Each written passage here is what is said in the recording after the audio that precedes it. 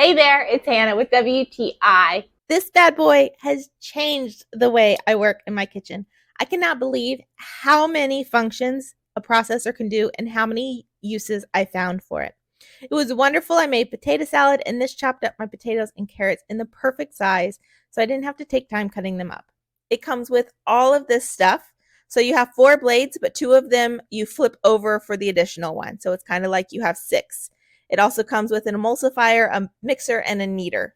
Everything fit together really nicely, and I found this machine very easy to use. I especially love the safety features it has.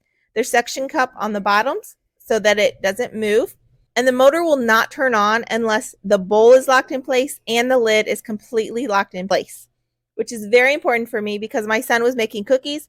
It was great for mixing this cookie dough. It took seconds. It was also really great in grating cheese. It took me seconds to be able to do this. It was a little bit of a learning curve, but once I got the hang of it, it was really easy. I even was able to make some homemade bread, and this I used to knead the dough. Also, super easy, took seconds.